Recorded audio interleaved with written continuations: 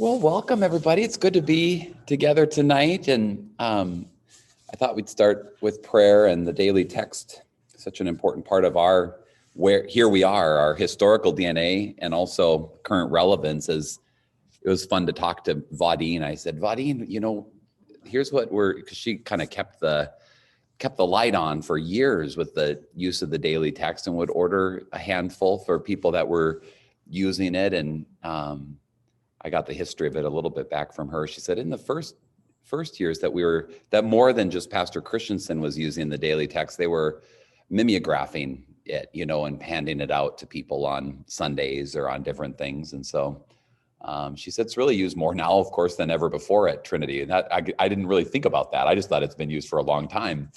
But that was a great joy when we came here, and it had been something that we'd been using already. And then to see that there was a number of people that were using it. But today's daily texts were Exodus 32. Moses implored the Lord his God and said, "O Lord, turn from your fierce wrath, change your mind, and do not bring disaster on your people." And from 1 John 2:1, if anyone does sin, we have an advocate with the Father, Jesus Christ, the righteous.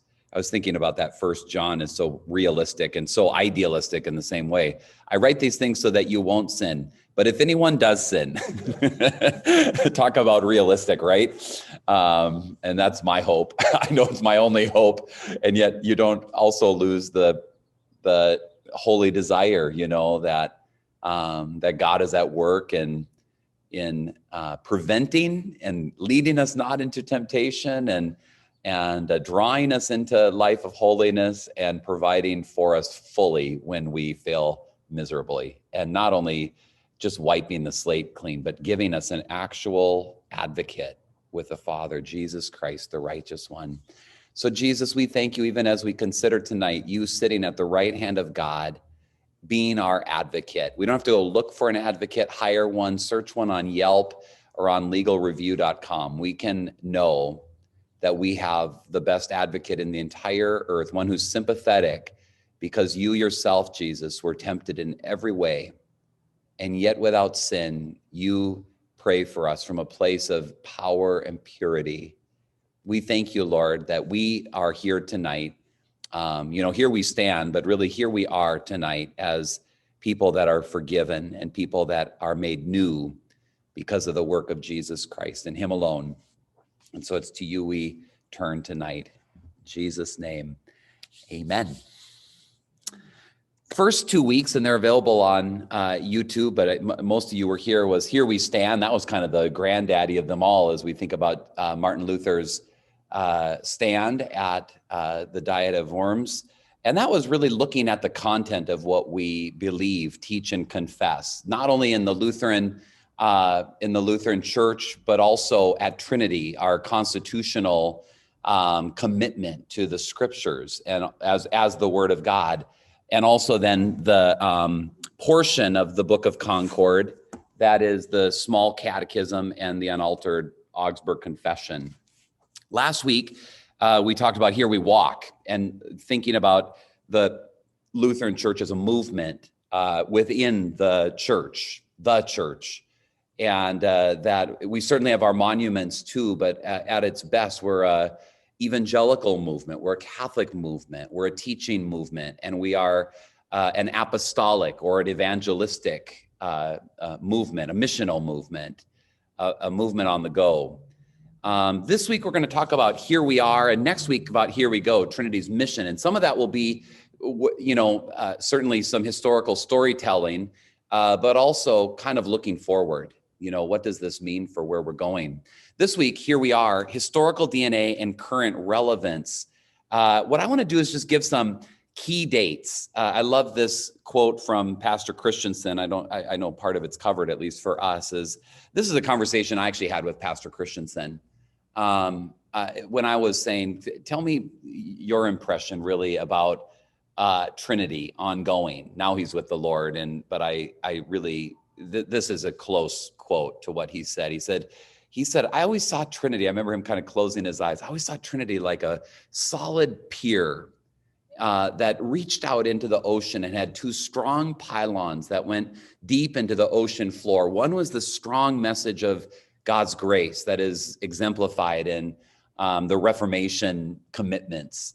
The other one is this hunger and thirst for the ongoing life and experience of the Holy Spirit, which the Spirit of God breathes again and again on his church. And that he said at the transition time when he was here in that year before I came, he said, I saw it as part of my role to really remind Trinity of who they are, not just who they were, but who they are.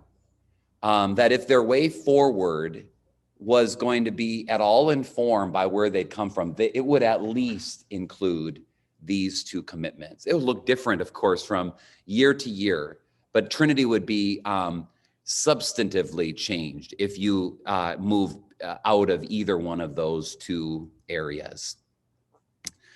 So what I want to do tonight is look at some key dates in Trinity's family tree. I have them all kind of listed here, and I'm just going to take them piece by piece. But we could go a lot farther back. Before we were gathering tonight, we were talking about some of our history that could go back into the Reformation era in Germany. We could go back before that too. We have a family tree that actually stretches back to Jesus. That is part of being part of the apostolic faith, is that depending on what you think about priesthood and ordination, actually Christianity itself has an apostolic succession. You were evangelized by someone. It might not have been, kind of a crazy testimony story, but someone shared their faith with you. Maybe in a simple way, maybe in a bedside way, maybe in a sports team. Someone shared their faith with them. Someone shared their faith with them. And so you all actually have some historical DNA too as believing Christians going back. And it actually is traced. It's mind-blowing when you think about it, that it's actually traced to Jesus. There's just not a way to get to the embrace of faith in Jesus Christ today without there being no gaps. There's someone who shared their faith to get it to you. That includes using the radio and multimedia. That's part of it. I mean, it could be online. It could be watching Greg Laurie online at the Harvest Crusade. The ways that God successional brings the apostolic message to us is creative for sure. I'm not going to go all the way back. I want to key in some of the more unique areas in terms of our family tree here at Trinity. And so what I'm going to start with is back to about the thousands or the early thousands, and the tale of two kings. One is Olav II and one is King Christian III. Olav II, I put and friends, as I put it in Norwegian, so we could try to be special. But King Olaf og venner means and friends, because he wasn't just a lone ranger, though he was the strongest. He was the strongest, and he's traced back to by the whole church, actually, the Catholic Church, the Eastern Orthodox. They all recognize him as the turning point in Norway. So here we are. We're on an island in Western Norway in 2016, out fishing for the day. And according to tradition, I'm going to show you in just a second, Norwegian King Olaf Tryggvason built a church at Mosterhaven, which is on this island. I didn't know that when we went to this island. We were just visiting our friends. It's in Bomlo, which is a ways outside of Bergen on the west coast of Norway. Beautiful, beautiful western coast of Norway. He built a church actually on this island, and around the year 1024, King Olaf II of Norway, who is later called Saint Olaf, held what was called a ting at Moster, Ting. Today, it's still called that. The legislature in Norway is called a Stortinget, big ting. That's what stor means, is big. And so it's a big legislative assembly. That's Stortinget. Today, you can go to Oslo and visit. We did visit the Stortinget. But it's the same thing that the Icelandic people used when their chieftains came together and they had a legislative, early examples in world history. Some say maybe the first examples of like a representative kind of government. Not that they were elected. I mean, they were tribal chieftains, but they were getting together to work out things legislatively for their common life together. And so King Olaf II, who we know of as Saint Olaf, had called a ting, a legislative assembly here on this island in 1024. And he introduced a law that converted the whole kingdom to Christianity. So it was by the king's decision that his whole kingdom. Now, this isn't the only time this has happened. The first example of it is Armenia. Was the first Christian nation. It was a nation, an actual nation who said, we are a Christian nation. There would be other examples of it in history too.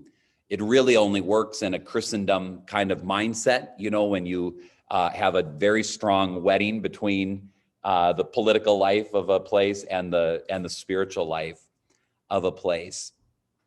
The current stone church that we visited, there it is right there in Mosterhaven, and that church is actually from 1150.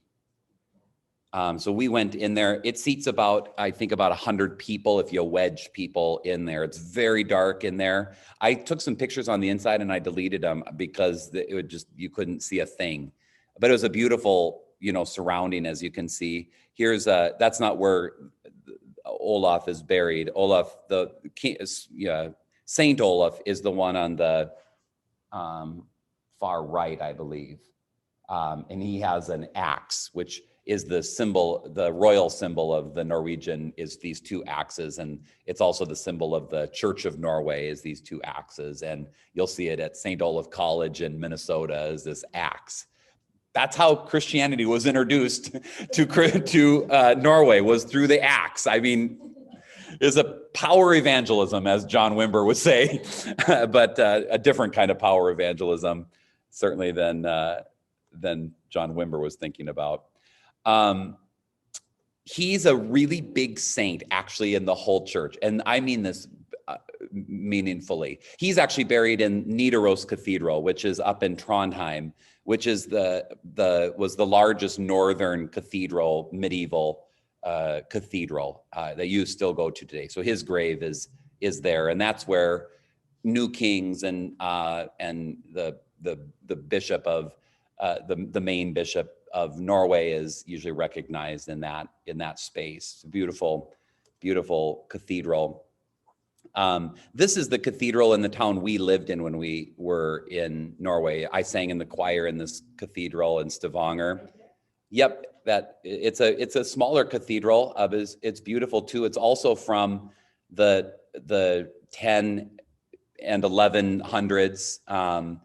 The story of this is an interesting one. That's why I say Christianization of Norway happened in so many different ways. There was a local king in England on the east coast of England who asked the church, the bishop, if he could divorce his wife. And it sounds familiar to English history, but it's not Henry, of course. It's centuries before King Henry VIII. And this king, the bishop said, absolutely not. And the king said, what can I do to convince you that I need a divorce? And the bishop said, I want you to go and build a cathedral on the west coast of Norway. So that's what this cathedral is built by an English king. And then the bishop or the pope or whoever at that time allowed him to divorce his wife. Kind of a sad beginning for sure of this. Right next to it is a school that's been in operation for as long. And then the city grew around this.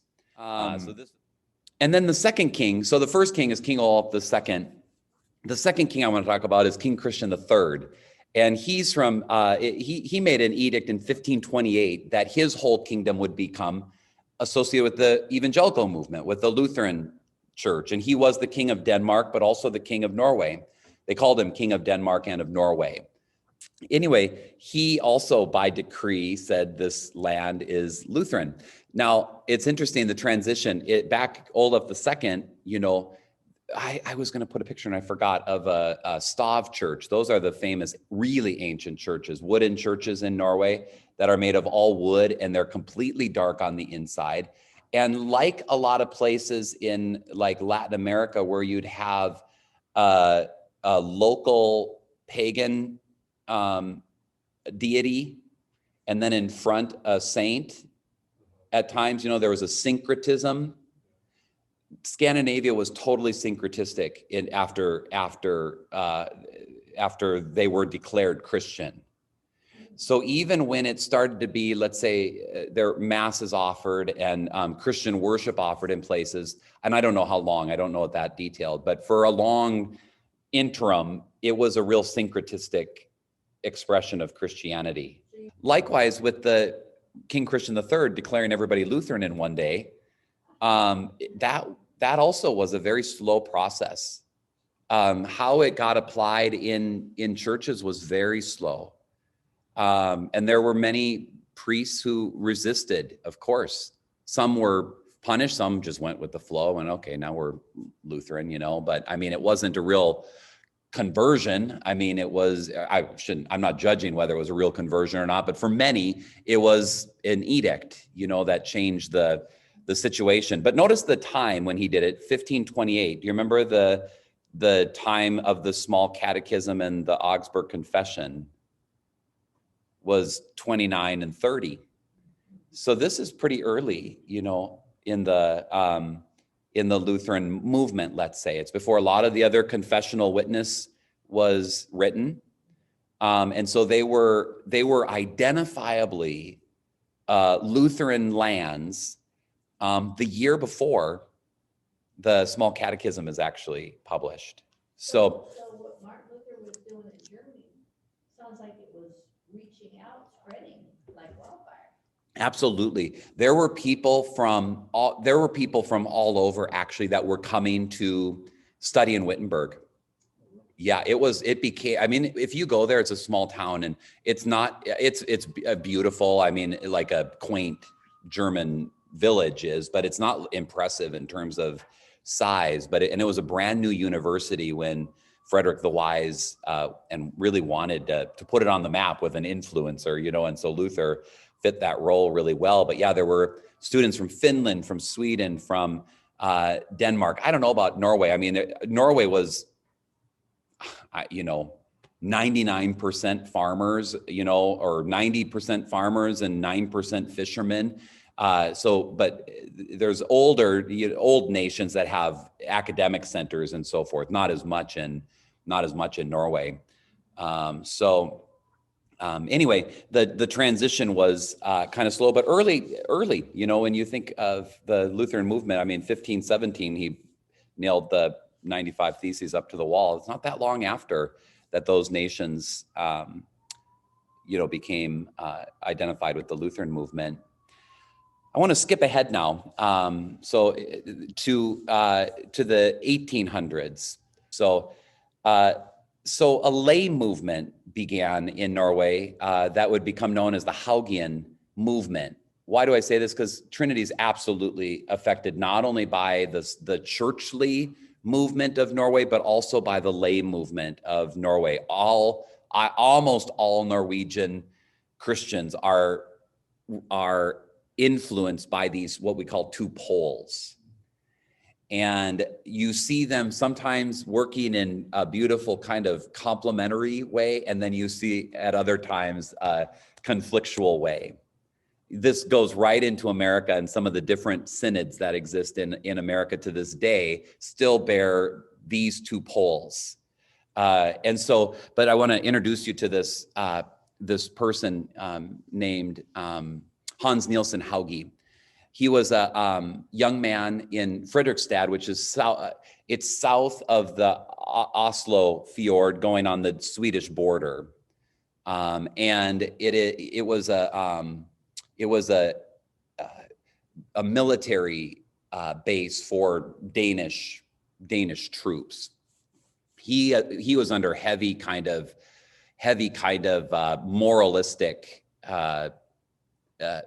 feeling even as a young man. And when he was he grew up outside of Fredrikstad, but he spent a couple years in Fredrikstad and mostly gained himself no friends because he told all the Danish troops what they were doing wrong and that you shouldn't drink and you shouldn't do that and you shouldn't do this. And it put him just kind of in a depressive kind of state. He returned home to his farm. It was not actually his farm. They were sharecroppers, farming someone else's land, but squeaking an existence through that.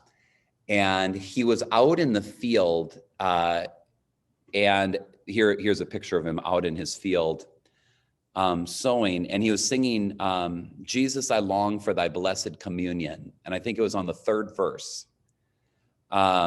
He had an awakening, a spiritual awakening. And if I remember right, he doesn't talk a lot about the spiritual, like it wasn't God told me but it was a real sense of gravity of his own neediness and God's free salvation. And he went to there I am at the field, actually, where it happened, around where it happened. That's in 2016 as well. What's that? I know. There's the room that he went and sat in. He said, I think it was 3 weeks, he'd hardly left this room after that happened. And just said, what am I supposed to do? He was a poor man. He hadn't had any university education. He went to church like everybody else did, but it was this kind of academic pastor that probably was trained in Denmark and not real connected to what was going on here. And he could read and write. Yeah, absolutely. That's actually his furniture in that room. What he sensed is he sensed a call to preach and to share what he had experienced with other Norwegians. So that would get him into trouble because they had something in Norway called the Anti-Covenantical Act, which is they opposed small groups of Christians meeting without a priest being there. In Norway, they call pastors priests, in the Lutheran church too. Why do you think that was? That they opposed that? Because there were other movements. You think this is a Lutheran nation, and then the Moravians come on mission they should be so lucky to have Moravian missions coming to Norway, actually, because there could be things far more different than Moravian missionaries, but it was just different enough for all these Lutherans, to go, that's just a little bit different. And so they came down against, it was disrupting to the Pax Norwegian, to the peace of Norway and their common unity and their national identity. When you have, who knows what could be next? Could be Anabaptists that come next, or it could be Methodists eventually, or, who knows who's going to come and turn our people away from the faith of their fathers. So there was they felt threatened. And so there was this anti-covenantical act. And so that included, even if you're a Lutheran, you couldn't gather other Lutherans together unless a priest was there for the purpose of religious services. And so there's a tension, That was the tension, is this control or freedom that was going on there. So the way they controlled it was the roads. You had to have they didn't have driving, but you had to have a permit to use the king's roads. They were the king's roads. They weren't the country's infrastructure. They were a way to get taxes, and they were a way for people who traded things, or merchants, would have enough money to pay to use the king's road to get it to here. That's how you got taxes. It wasn't like our freeway system, or like when I think of the road, I think it's mine. It belongs to us. That's not how they saw it. So he had no right to be on the king's road. So he was known as one who walked through the forests of Norway. And when people talk about it today, most people think about Haugeon, like this quaint, nature-loving, forest wander. No, it's because the king wouldn't let him walk on his roads. And so he had to go the hard way to get places. And he did. He went everywhere. What, he could go on the road and pay somebody? If he had a good reason to be on it. Yep. But he couldn't go. What he did, he was a total curious person. He learned how everything worked, how water mills worked. He learned he learned from someone how to get salt from the sea. He learned how brewing worked. He learned how all these other kind of really practical things. He was just a very, and his Christianity was practical. And that's what made him tangible. His teaching was not from Copenhagen. His teaching was from like Jesus in a way, like consider the lilies, or, look how, if there's a treasure buried in a field. Jesus taught in such a way that people understood what he was talking about because it was contextual. Haugeon taught in a contextual way. He's not a theologian. You go back and read. I mean, he wrote things, and you can read some, but he was a hymn writer, and he was a preacher, and he was not against the church. He wasn't starting his own church aside from in fact, his son would be a Norwegian state church pastor. And he encouraged people to go into the church's ministry. So he wasn't creating a Haugeon church, and then the state church. They were people in the church, but he believed it was important for lay people to be together and to encourage each other and to pray, with each other, for each other. And that lay preaching was okay. At the beginning of his ministry, there was a grand total of 0 bishops that supported him. And by the end of his ministry, now a couple times along the way, Norway got themselves into different kinds of trouble. And who could help them in these practical ways? The only guy who walked all over the whole country, Hans Nielsen Hauge. So they actually let him out of jail to go help fix some mechanics, some areas, and help teach this group how to do it. And then they put him back into jail, for your reward, we put you back in jail. And so anyway, but by the end of and he had this distinct beard that went like this, no mustache. And and then his followers all started wearing the same style. Well, by the end of his life, if it wasn't every bishop, it was most of the bishops would take trips to his house to ask him for spiritual advice and for leadership advice. So in the course of his lifetime, the church itself actually totally shifted in Norway. And maybe there was one bishop that was an exception, or just a handful. And in Norway, it's usually about, I think, 10 to 12 bishops, dioceses around the country. Also, the Stortinget, which we talked about, the ting, the parliament of Norway. I forget if it was like a 40% or something. By the end of his life, 40% of the legislature considered themselves Haugianers. So this impact was huge in this country, and in a pretty short life. His life was not that long. That law still in effect? No, that law is not. Now there's religious freedom in Norway. In fact, in Norway, they do have a state church, and you give tax. Part of your tax goes to the church tax. But if you are a Methodist, your church tax goes to the Methodist church. And if you're Catholic, it goes to the Catholic church. If you're Muslim, it goes to the Muslim, whatever assembly you go to. So, or if you're not anything, it doesn't, go to anything. So, there's toleration, in the church, in the country of Norway now. This is a famous picture of a Hauge meeting. I have this in my office as well. It's by one of the most famous Norwegian artists, Adolf Tiedemann, and they called him the painter of light. Actually, I know there's another painter called that as well. You can see the light that's coming down, and what's it coming down on? It's coming down on the preaching of the word. People are under conviction of sin, which was a common experience in Hauge meetings. By the time we lived in Norway, at the turn of this last century, I think there was about 2,000 parishes in the Church of Norway.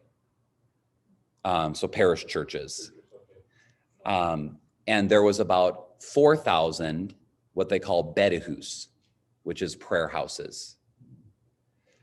So imagine, a lot of times what we hear about the faith in Scandinavia or in Norway sometimes isn't the whole picture, because there's a lot of people who identify with the prayer house.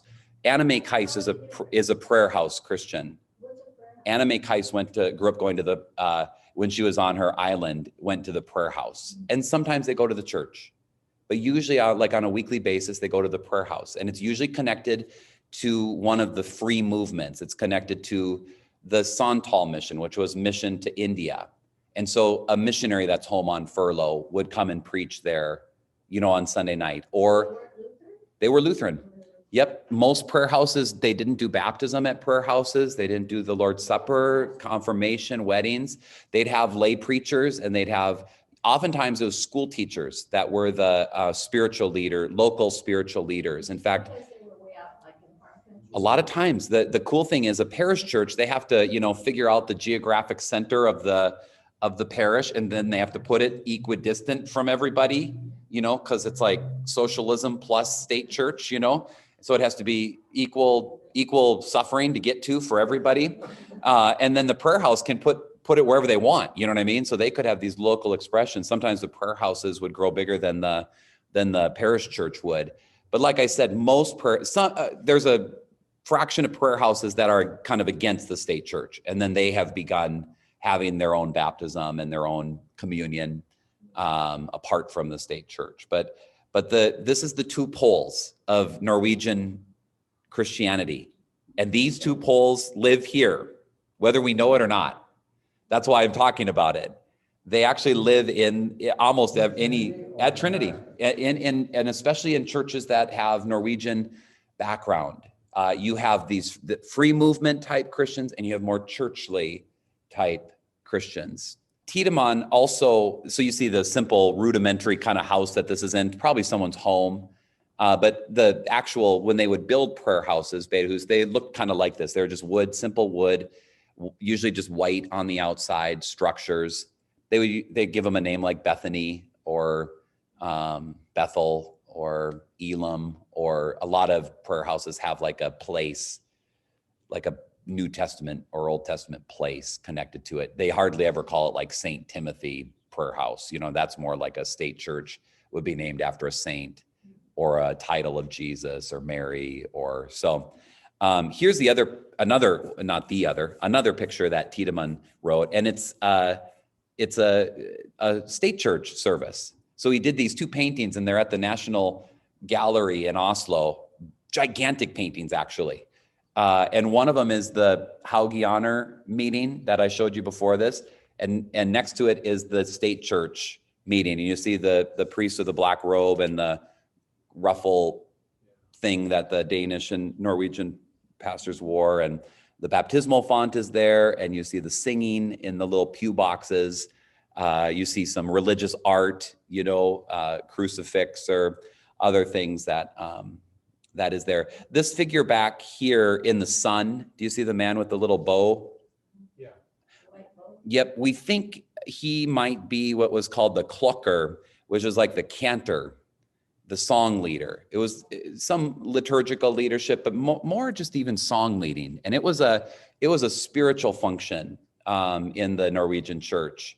It was a real honor to be. Oh, what I was going to say, like if you're a really good evangelical Christian person in Norway in the last 100, 200 years, and you wanted your kid to grow up and go into ministry, you would pray that they would become a teacher. Almost all, which was interesting because those were the leaders of the prayer house, and those were the people that the local people kind of respected. Now, if the pastor, the priest, I talked to pastor friends in Norway, and I said, what's your relationship with the Bedehus, the prayer house? And they said, well, I'm friendly. I grew up in the prayer house. Almost all the pastors grew up in the prayer house. So that's where kind of spiritual life actually kind of happened there. That's where you heard missionary stories, and you prayed, and you did a bazaar to raise money to send stuff to India, or you know what I mean? That's where the kind of the spiritual activity happened. And so it'd be more likely that people received a call into the ministry in the prayer house than just growing up in the state church oftentimes. So that oftentimes pastors had a positive view toward prayer house, but then you show up at the prayer house sometimes and it's a lot of moaning about the state church. And the pastor kind of gets the clue, I guess I don't know if I'm welcome here. The pastor sticks with it sometimes over the course of a few years. One day, the leader of the prayer house will say, our pastor's here today, and it's been so good that they've been with us for a few years. Pastor, would you mind giving us the benediction before we go home tonight? So there gets to be kind of a warmer, but it's a little slow, that relationship, like I said, sometimes is a complimentary one, sometimes is a bit of a conflictual one. This is going deep, I know, into kind of a narrow part of church history, but the thing that interests me is it lives here. Well, there was in this time, after this time, actually, there's political, there's journalistic, there's academic, and there's religious movements of freedom. You think the things that are going on in France and in America at the same time, these free movements. So a lot of the Lutherans that came to America, like the whole Free Lutheran Church, actually, it's a group of churches. They said a free church and a free land. You know, they wanted the kind of the right of self-determination, and the congregation to have it's not just a bishop who says what is going to go on, but you hear some of that in the difference between like a strong synod and more of an association. There's some of those same tensions. So, okay, yeah. So Hans Nielsen Hauge dies in 1824, having influenced not only the church, but the country vastly. And it was in the next century after Hauge, that a third of Norway immigrated to America. So in 100 years, the nation loses a lot of people. A lot of it is birth order. Firstborn inherits the farm. Thirdborn and younger can't afford to immigrate. So America, I thought a birth order study would be so interesting. Maybe someone's done it, because there's a lot of secondborn that came to America. They would have just enough money, I guess, from whatever the inheritance laws were to make a life, you know, because they didn't have the farm. The ones that were poor and weren't on the farm would do sharecropping, or they would work in the city, you know, in the, for instance, like in Stavanger, it was the herring or the sardines, you know. Yeah. So why do you think Yeah, they did. Yeah, Norway did consider themselves poor. I mean, when they were Sweden had wealth, and Denmark was continental, and almost all the other countries, you know, had times of poverty, but Norway was just really actually quite poor. Because you think of their farmland too, there's some good farmland, but a lot of it is like squeaking out on the side of a mountain going into the sea, you know. I mean, it's a really hard, and then though whatever fields they had were so full of rocks, I mean, they thought they died and went to heaven when they saw North Dakota. I mean, we think of Norway as heaven, you know what I mean? But they think of North Dakota as heaven. So Norwegians immigrated because of political, cultural, and economic factors, not because of religious factors. Very few Norwegians came here for religious reasons. They came for opportunity, like so many immigrants come to America. Yeah, economic freedom, opportunity. And yet the things that they grew up with, both the folk church, the state church, and then free movements affected them greatly. So the Lutheran story is much more complex than this. This is Trinity's family line that I'm talking about today. So there's a different story for Swedes. I'm going to get a little bit into the German story, especially with the Missouri Synod, because that church was actually unique among almost all the other Lutheran churches. And I'm going to get to that in a second. But most of the Norwegian story then in this in-between time is a story of associations. It's immigrants that associate kind of freely with other like-minded immigrants. That took the form of three main kind of associations. I'm not going to give you names or acronyms because it doesn't really matter, but I'm going to give you a narrative. In the middle was a big middle, and in the middle was where Trinity would have been. Trinity was in this big, influenced by this group and influenced by this group, you know. It was the river, if you will. On the left or on the right, depending on how you want to talk about it, was a much more churchly organization, not large, but they were generally very confessional. In fact, along the way, when they were like, we're not working with these other Norwegians, we're going to have a Norwegian professor at Concordia in St. Louis. So then they called it the Gammel Synod, the Old Synod. It was the most churchly of the Norwegian synods. They endowed a professor at Concordia, St. Louis, because they agreed about the confessional stance, the more conservative way of looking at the Bible, the confessions, not fiddling with any of this free movement stuff. We don't want any Hauge stuff, no lay pastors. You know. What's that? Pastor came from Norway. Norwegian speaker. Sometimes it was from Norway and sometimes not. And so that's one side of the big river of Norwegian Lutheranism was the Gammel, the Old Synod. That's more churchly, against lay preaching, against Hauge type influence. And then on the far right was extreme kind of Hauge influence. Explain that one more time. So what would that influence be? That influence would be more very open to lay preaching, evangelistic meetings, lay involvement, much more,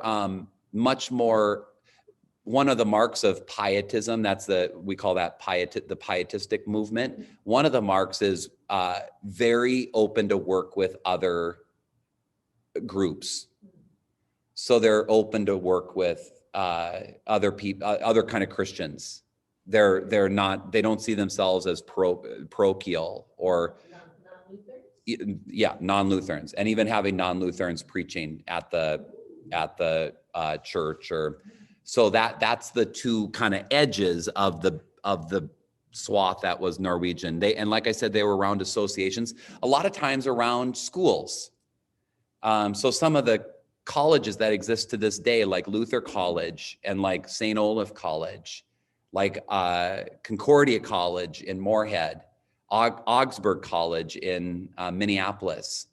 I'm missing some of them, but those were the big main Norwegian Lutheran colleges. And those oftentimes were funded by congregations kind of in an association of one of those kind of tributaries. Yep. For instance, the Augsburg College near downtown Minneapolis was part of was called the Free Lutherans, the Free Lutheran Church. And they were radical, democratic kind of, they would work with other Christians, whether they're Lutheran. They were Lutheran for sure. They still, are. They encouraged lay preaching. They would try to identify lay preachers that would be good at preaching. Then Luther College in Decorah, where Kira went at that time, was on a little more of the conservative side. And St. Olaf, a little bit in the middle, but they actually were part of an association called the Anti-Missourian Brotherhood. Isn't that a beautiful name for a synod? Here's what we aren't. I know what we aren't. No.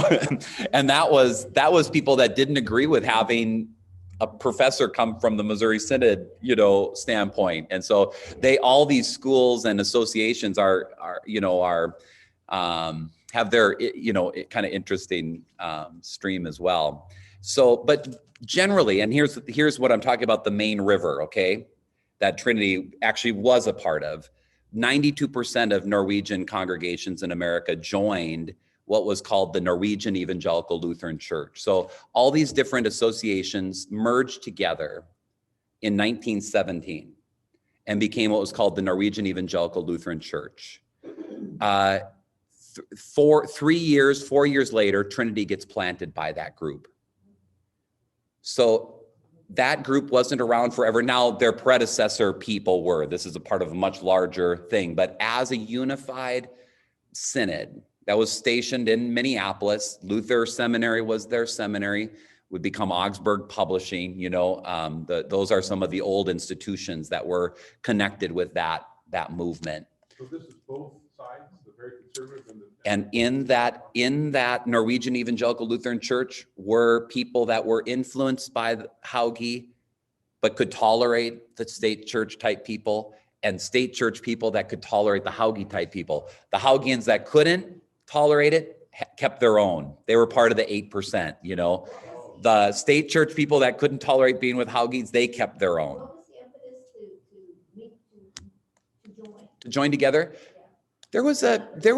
There was a dream from early on, and not just in the Norwegian, but in the whole Lutheran church, churches in America, that they said, we are confessing the same thing. We're just speaking different languages, because you are from Finland and you're from Germany and you're from Norway. But over time, we want to have one church with one hymnal. Actually, that was one of their themes. We want to have a shared experience here in the country. So there was a move toward unification. When you can do Bible camps better together than you can by yourself. You can do old folks' homes better together than you can by yourself. And these were factories of pioneering ministries, of colleges and of Bible camps, and there's a lot of good that came out of that unified work. And so that then, what kind of got me actually in going through this was, it wasn't long after that group came together. This is almost completely upper Midwest. They are all around the country, but it is generally upper Midwest is where the Norwegians mostly settled in America. You can imagine why they thought San Pedro was a good place to plant a church though, because there's Norwegian fishermen here. It was a lot like Stavanger. I mean, they also could figure out that. So it wasn't so much Norwegian farmers here like it was in the rest of the NELC. It was Norwegian fishermen in San Pedro. It's kind of cool. Same in like Ballard, Washington. There's a couple fishing villages around the country that have old historic Norwegian kind of churches. And when this church stopped speaking, we started by speaking Norwegian. When we stopped speaking Norwegian, the Norwegian Seamen's Church started here in town. Because there still were, a fair number of Norwegian speakers in town. So Were they part of NELC? they were a part of the state church in Norway and still are.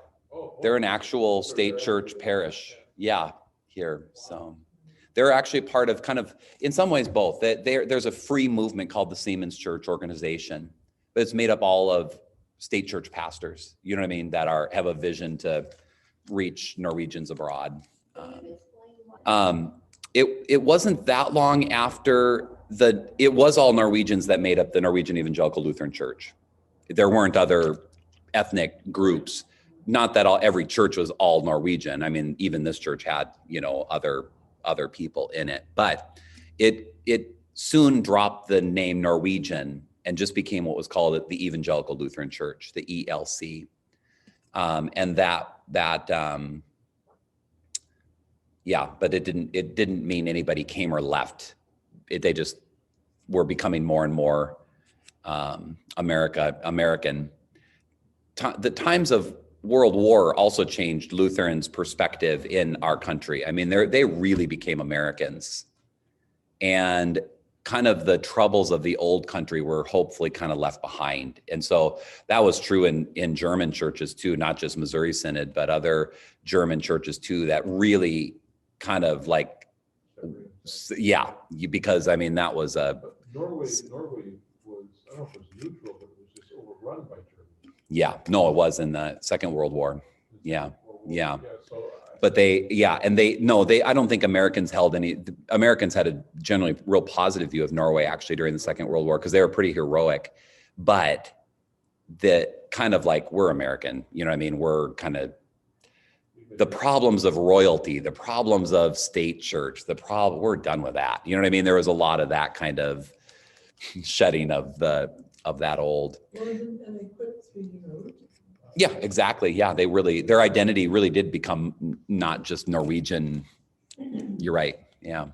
World War II was a big shift. Mm-hmm. It went from monarchies and empires to individual countries. Right. Yeah. It's amazing. Huge shift in world history. Yeah. So also think of this, 1921, Trinity is organized and has a constitution. That's 100 years ago.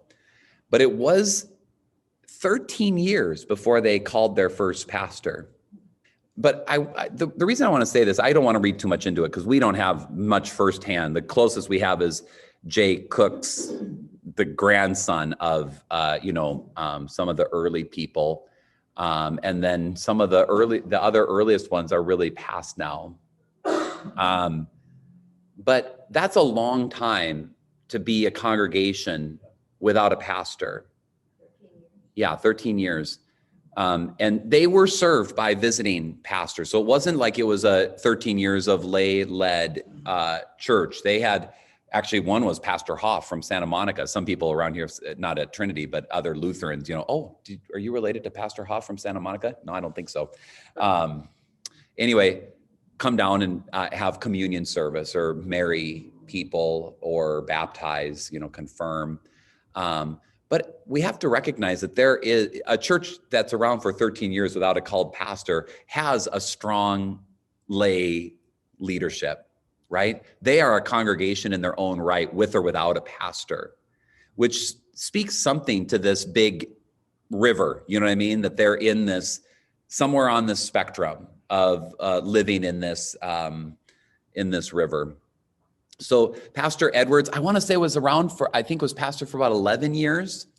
And Pastor Dr. Melvin Andrews, I could be wrong, 13, maybe 14 years. And he was an academic, an artist, a poet. He taught at Chadwick here in the South Bay.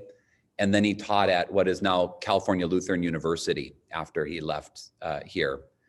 And I talked to Duffy about him just the other day. There's some people that remember him. Nobody, I don't think that's still here remembers him, but I've done funerals for people that remember him. And he had a captain kind of authority. I won't say much more about. After Pastor Andrews, Les Hoffman, who's still alive in Arizona, was here for 5 years. They were a power-packed 5 years. The hill was exploding with new population. He's walking the streets and knocking on doors, inviting people to church. He had a whole team of people. Ruth Fisher knocked on Duffy's door. Duffy and her mom made a deal. Duffy's mom said, you can leave the church as soon as you're confirmed, which is just the opposite of what confirmation is. But, they had a deal struck. And so Duffy left the church the week after she was confirmed. Ruth Fisher knocked on her door over here on Ellery. And it was just when God was moving, I think, too, in Duffy's heart in a different way, like I do have need, And Ruth Fisher said, you got to come back to Trinity. We have a new pastor. You'll really like him. And that was Les Hoffman. He was an evangelist, and he would go from here to go plant a church in Hawaii. He was a church planter, and that was good. In a sense, Trinity kind of needed planting because it was at a transition. Dr. Melvin Andrews had a good connection with old Norwegian ship captains and the old guard in a way, but that was changing so much in San Pedro as well. Les Hoffman really, I feel like, was a hinge in some ways to more modern San Pedro. And he's really nice to talk to still. He's same age as Pastor Christensen. I think that's 92, if Christensen was still here. And I think they graduated from seminary together. And he has fond memories. One thing that is really interesting to me, actually, is when Pastor Christian and Nordis would come back to town, a lot of times they would stop at Harry and Duffy's house first. I started to notice the times that they came. Oh, we stopped in and got the update from Duffy and from Harry, and it's good to see them. And when I talked to Pastor Hoffman a couple of weeks ago, I called him on the phone. And first thing he said after a little small talk, how is Harry and Duffy Nelson? I thought there's something. They're just hospitable. They're fun. They're kind of, I don't know. And so I just thought that was kind of special. So 1960, the ELC, the Norwegian Evangelical Lutheran Church, but by then known as the ELC, joined with a number of German and Danish backgrounds churches. So they had their own story that I'm not going to go into now. But they shared a lot in common besides ethnicity with those churches. Those churches were also kind of a part of the big stream, let's say. And they formed what was called the American Lutheran Church, the ALC, in 1960. Christensen was called here to Trinity at age 30 that next year. No, that year. He was called in 1960. He was called the year the ALC came into existence to Trinity. He experienced his spiritual, I put it in quotes because I went and looked it up, his own testimony, and he called it a spiritual renewal. And that was when he was not here for very long, at most a year and a half. He felt dry, spiritually dry, and kind of empty. And he heard there was a revival meetings happening down at First Foursquare. It's called Bethany, or now it's called Bethany. And went and down on 10th and Cabrillo. Yeah. Yeah. Oh, yeah. And I think they were called the Westbergs, but it was a husband and wife team that were preaching. And he said, nice sermon afterwards. He had his black clerical shirt on at the Foursquare Church, which probably stuck out like a sore thumb. He went home, went to sleep, woke up, and he spoke in tongues in the middle of the night. And he said, what in the world is going on? Wasn't much of an emotional experience, but it was a life-changing experience. He was able to tap into his own desperation, and he had a resource to pray that, like Paul says, we don't, or in our weakness, that we don't know how to pray, but the Holy Spirit intercedes for us with sighs that are too deep for words to express. So that was such an important time at Trinity. By the end of that decade, 1969, the American Lutheran Church, the ALC, which we were a part of, and the Lutheran Church Missouri Synod established fellowship with one another. Again, there was movements in the church to for unity, and there were talks a little earlier than this for almost a really big church that would include the three largest groups of Lutherans at that time, which was the American Lutheran Church, the Missouri Synod, and what was called the Lutheran Church in America, LCA. That was Good Shepherd, or used to be called Bethel in San Pedro. That was the LCA church. Those were made up of German, different groups of Danish people, and Swedes. And Finns was the LCA. I know this all gets a little special. In the Missouri Synod itself, though, at that time, there was real tension. 1969 was a year of immense pressure, actually. There were some Norwegians named Preuss, actually, from the old Synod. Do you remember that? The smaller group of Norwegians that became professors at both the Springfield and at the St. Louis, Robert Preuss and Jacob Preuss. And they became leaders in the Missouri Synod very quickly, actually. Jacob Preuss would be elected the president of the Missouri Synod. But at the same time, I think he was elected in 69. Same meeting, the Missouri Synod also, he didn't want there to be fellowship with the Missouri Synod and the ALC because he thought it would be compromising.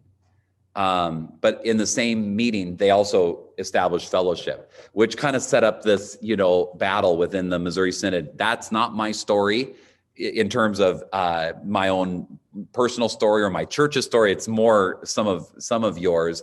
And I want to speak things in charitable ways when I'm talking about, other groups, but it became embattled. I mean, that was the language that was used. And I think most people in the Missouri Synod would agree that there were then battles over leadership. There were battles over, especially the St. Louis Seminary. I think there was 50 faculty at the St. Louis Seminary. 45 were questioned about their orthodoxy. So, I mean, that's a huge majority. Just 5 were kind of touched from the. Eventually, there would be a split in the Missouri Synod that I don't know what percentage, but it was a fairly large percentage that would go to start another group. The seminary would also, the majority of the seminary would leave and create something called Seminex, which is a seminary in exile. They would meet on the campus of Eden Seminary in St. Louis, and then they kind of dispersed, frankly. I had teachers at my seminary that were former Seminex people. And so, yeah, they went to the different denominations. And yeah, Linda. So what does it mean to have fellowship? Fellowship was the official vote that we share enough in common doctrinally that we can share in preaching in each other's pulpits and in sharing the Lord's Supper with each other. Sometimes it's called altar and pulpit fellowship. It's called little different things, different times. Sometimes it's called full communion or altar and pulpit fellowship. In some ways, a lot of the background of the ALC, they're just like, we have altar and pulpit fellowship with everybody who, it wasn't such an issue for others. It was an issue in the ALC, but for the Missouri Synod, it's definitely an issue. Just a little background. Do you guys have time for me to go just a little longer? Okay. Little background on the Missouri Synod. Really was shaped by, I didn't realize this, by Napoleon. Napoleon was threatening Germany. And so there were German unification movements happening in response to a threat.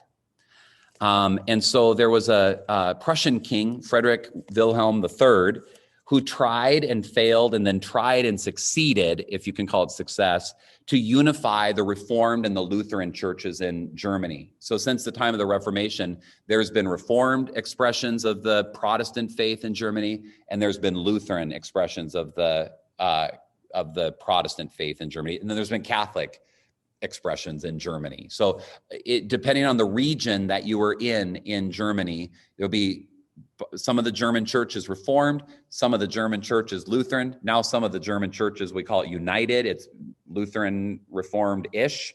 And then some is Catholic regions, even to this day. And so Wilhelm, the King of Prussia, said, enough of this Lutheran Reform stuff. We're close enough. Let's, for the sake of the motherland, let's, unify ourselves. Well, there was a group of people that said, no, we can't buy what you're telling us. We think something different about the Lord's Supper. We believe something different about a number of subjects than the Reformed do.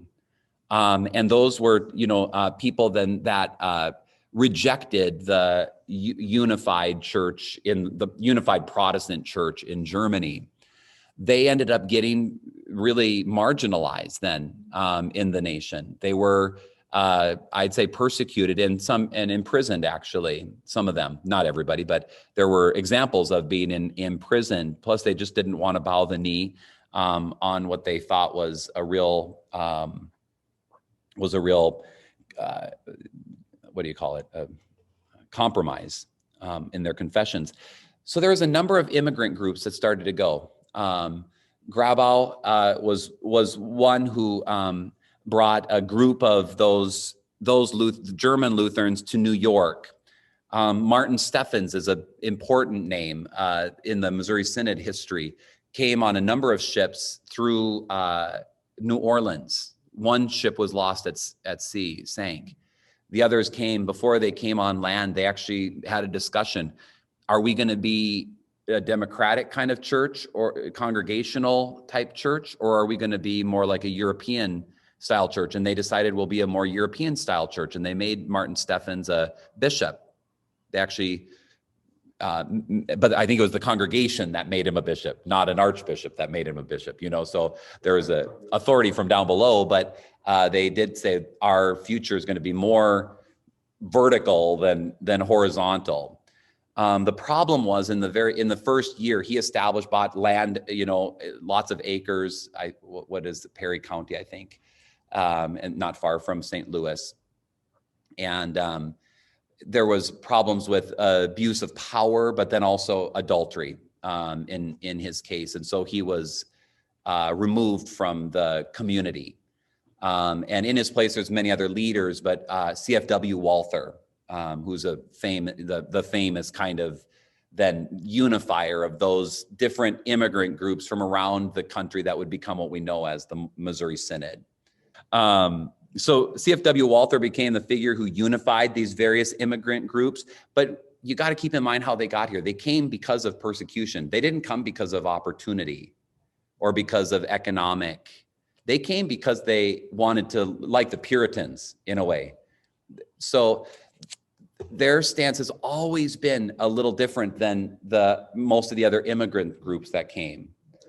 Yeah, they were coming to connect. They were coming to, who can we network with and who can we make a life with? Missouri Synod was, how can we live the life and teach the faith that we've always believed, taught, and confessed? And part of that was a very strong sense of their, confessional identity for sure. Which meant, I don't know if we can trust the public schools. So there's the strongest in the Protestant church, the strongest parochial school system in the country, Catholic Church and then Missouri Synod for parochial schools.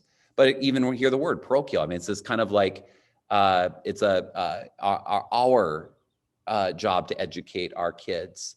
So these are two different, in some ways, experiences of both immigration, but also how we see ourselves as a church in a new land. Let's see here. Back to ALC, LCMS. Their fellowship didn't last that long, less than 2 decades.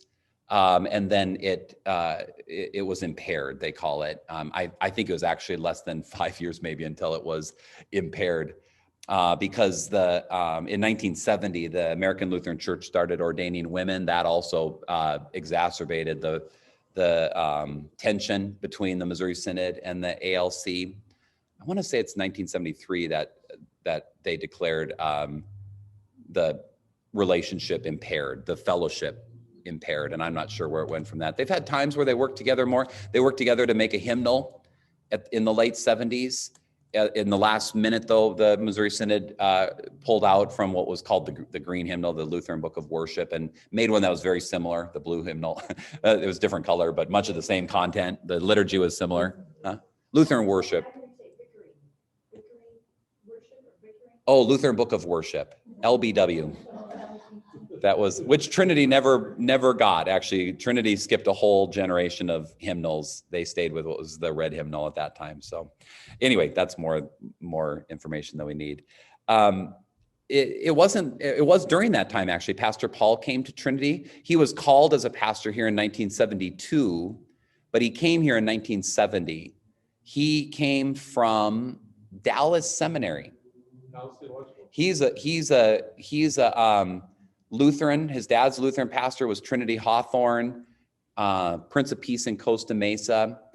Andy Anderson is his name. He was an evangelist. And Paul went to UCLA, got very involved with Bill Bright and Campus Crusade, and then went to Dallas, which was, not favorable about infant baptism, but also not favorable about charismatic renewal, but very deeply biblical. So he had to find his way into the Lutheran ministry, by going to Luther Seminary for a year in Minneapolis, where I went and where Pastor Christensen went, where Les Hoffman went. I don't know where Andrews, probably he went. I'm sure they all went to Luther actually before that. And he had to write a paper on baptism. You can still get it. It's in the thing. It's really good. So he was the youth director in 1970 for a year. And then Pastor Christensen went on a year-long sabbatical. And there was a missionary home who did the official pastor stuff, but Pastor Paul was the pastor that year before he was ordained. I won't say, I don't even know what they called him for a title, but he cared for the people pastorally that year. And then he was called as a pastor after he wrote his paper on baptism. He was called as a pastor in 72. He was Pastor Christensen's assistant, pastor during those years. And that was a significant role. It was because Pastor Christensen was in growing demand as a conference speaker, as an author, retreat speaker, and did spend a fair amount of time in travel outside of the church here. So he empowered elders. That wasn't common in the American Lutheran Church to have actual kind of ministry-oriented elders, but they kind of reclaimed, I would say, a lot of the biblical content on having elders and a plurality of elders. They had, anyway, when Pastor Christensen left here to become the director of Lutheran Renewal, Paul made the senior pastor in 82, and then he stayed through 95 when he went back and became the director of Luther Renewal. A couple other things that kind of flow out in more modern times are, in 1987, there was a big merger in the Lutheran Church, and it included 3 groups. That break-off group from the Missouri Synod, that group that was connected with that, they were actually called the AELC, they became known as, and they were the ones who invited the others to conversation. And then the LCA, and then the ALC, and on January 1st, 1988, they formed the ELCA, which was and is the largest synod of Lutherans in America. I just wanted to put what I knew of some movement type numbers. When they started, they had 5.2 million members in the country, which is huge, actually. I mean, it's the Presbyterian Church in America and the Episcopal Church in America combined. It's bigger than that. So you think of the influence that those 2 churches have had in the political life of the country. The Lutheran Church had very little. I mean, in the upper Midwest, Walter Mondale just died, but I don't even think he was Lutheran, actually, but he was Methodist, I think, with Scandinavian. But anyway, there was, but it was a big church, 5.2 in 88 with over 11,000 congregations. But now, or actually as of 2 years ago, 3.3 million. It's a huge dip. When the population's going up. When the population's going up, a huge dip in congregations. And there's a lot of voices in the ELCA that are going, what? Well, I think on the current trajectory, who's going to turn the lights off in 2070 or even earlier? The same day that the ELCA started, the AALC started. It was churches that were, I think with the exception of one, I think there was 11 congregations that were from the ALC. Maybe I think one that was from an LCA background. And they were people that didn't want to join in the merged church. So Trinity never was a part of the ELCA. It was one of the 12 pioneering congregations in the AALC. And they had in my experience, again, this isn't the church of my background. The AALC is not the church of my background. I mean, mine would go into the ELCA eventually. And by the time I went to seminary, I was under the auspices of the ELCA, though uncomfortably, for many reasons. But the AALC had a big, I would call it a big vision.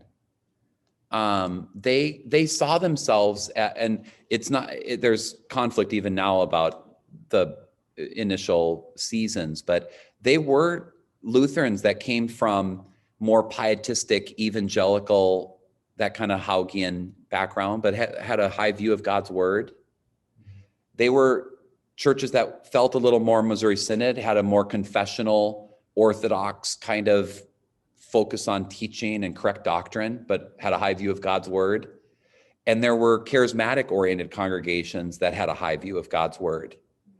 And what they shared in common was a high view of God's word. And they got along pretty good for a while. Over time, there got to be tension, between those different groups. The first president was Dwayne Limburg. He was wonderful, still is, wonderful leader, communicator. And he really keeps that vision of the word is enough for us to agree on. We can have some variety in regards to our worship practice and some variety in regards to charismatic expression, as long as it's biblical, and we can have some variety in terms of priesthood of all believers to office of holy ministry. We can live together with that. But as we know, there's some of those things that are hard for people to live together with. Trinity has been a part of the ALC, like I said, from its beginning, at times very involved. Again, geographically, not a lot of AALC churches around here, though there used to be more. There was Trinity in Norwalk was the AALC church, and Prince of Peace in Costa Mesa. I'm trying to think of the other ones when I got here. Hope in Long Beach, Good Shepherd down in San Diego. We used to have actually quite a bit of, we used to do youth ministry things together as a group. Now, all of those that I just mentioned are gone or left the AALC. The closest one is in Fraser Park, which is up on the Grapevine, and then Galt, which is 400 miles from here, just south of Elk Grove. So 12 congregations in 1988. It grew up to, I want to say over 100 congregations. I don't remember the heyday. And then conflict over charismatic and Orthodox and communion and various things to argue about. And now it's about 55 congregations in 2021. I wanted to give kind of a picture of the landscape in the country. Like I already told you, ELCA, kind of in the middle between the Missouri Synod and the other Wisconsin Synod and Evangelical Lutheran Synod and the AALC, and then the ELCA is the LCMC and the NALC. And just to give a picture of what the number of people, LCMC has about 300,000 members in about 775 congregations in America. They have about 1,000 congregations in the world because they have some that are connected with them that are outside of America, well, 225. And then NALC, which is more of a synodical structure. They have a bishop. They also have a common statement with the Missouri Synod on human sexuality and marriage. So they are working together with other groups as well. They have 142,000 people and 420 congregations. The closest congregation to us in the NALC is Grace in Huntington Beach. It was a sizable church. AALC, I mentioned the size. LCMS is a large church, is the second largest Lutheran church in the country, 2 million members, just nearly 2 million members in 2020 in about 6,000 congregations. And I think it's like 2,000 parochial schools or something. A lot of schools. A powerful mission, actually. Finally, on the LCMS, the Missouri Synod used to be in what was called the Synodical Conference with the Wisconsin Synod, WELS, and then that small Norwegian Gommel Synod, the old Norwegian Synod, which is called the ELS. They're centered out of Mankato, Minnesota. Their school is called Bethany College and Seminary in Mankato. And those two groups they actually broke away from the Missouri Synod. They think the Missouri Synod, not quite conservative enough in some areas, but also a difference of opinion about the office of ministry. And I don't understand it. So I wouldn't be the one to talk about. No, totally against. Yeah. In that. Yeah. They have either, they call it close or closed communion. Be similar to the Catholic Church in that way. So they're not alone in the whole Christian church, that they think that if the Catholic Church is, unless you're in communion with the Pope, you don't take communion at the Catholic Church, right? That's what defines communion. And in Missouri Synod, it's different in different congregations for sure. Not the local. What's that? It's in the Missouri Synod organizational, not the local. Right, but you check with the local pastor typically, am I able to, yeah. And the AALC and the LCMS are in full communion, actually, are in communion fellowship, altar and pulpit fellowship. There's a lot of different ways of looking at kind of where, these are all kind of spectrums I was thinking of, like scriptural, confessional stance. There's obviously the ELCA kind of loosely holds. There's a whole variety of what an ELCA pastor would tell you about. Is the Bible inspired or is it God's word? There's people that would have a full embrace, strongly held in the LCA, to a very loosely held. Well, yeah, I mean, Scarlet Letter is also kind of inspired, and a lot of inspirational kind of literature out there. So there's a variety. I do want to be charitable there. I have many friends in the ELCA still that are deeply faithful pastors and strongly hold a scriptural, but as a church body, it's loose, officially. Most of the others, of course, the ALC, LCMS, WELS, ELS strongly hold. I mean, you wouldn't fit it all in those groups if you didn't strongly hold scriptural, confessional, and in saying that, the whole Book of Concord. The NALC and the LCMC are also very strongly, their statement on the scriptures and on the confessions are also strong. LCMC's statement on the confessions is more like Trinity's in some ways, with the Augsburg Confession and the Small Catechism as our confessional stance. Worship and liturgy, there's some who are more in the innovative and freedom type area of worship and liturgy, and some who are, very traditional. I don't just mean traditional music, but I mean, it's not something that you innovate with, you know what I mean? It's what you receive, and you do what you've received. You'll find many of these in different places. On governance is another, there's some of these bodies that are more flat and horizontal, and there's some of these bodies that are a little more vertical in regards to authority, human authority in the church. Charismatic, there's a real spectrum between open embrace of charismatic renewal to a rejection of charismatic renewal as something that would be unfaithful, but not in line with Lutheran confessions. Partnership, by that I mean like working with others, other Christians locally. There's some that are far more open to working with others, and then others who are much more closed, that maybe we could work together on feeding the hungry, but we pray with those that we believe the same thing with, or take communion with those that we believe the same thing with. So you see it all here, don't you? On these different groups. It'd be interesting where each of us kind of think Trinity is, or should be. Probably be interesting too. And of course, we're not a group of Norwegians anymore, even though our DNA I think still is really important. And especially these two poles, I think there'd be something lost if we just became this or we just became this. I think there's something rich and renewing in the two poles, but we're not looking to reach Norwegians anymore. If we happen to, great, but I mean, that's not our mission field, right? That's where are we in now? That's where we're going to go next week. That's where we're going to go next week. It was interesting, when I met people here first time at the church, there were a lot of engineers, and I had never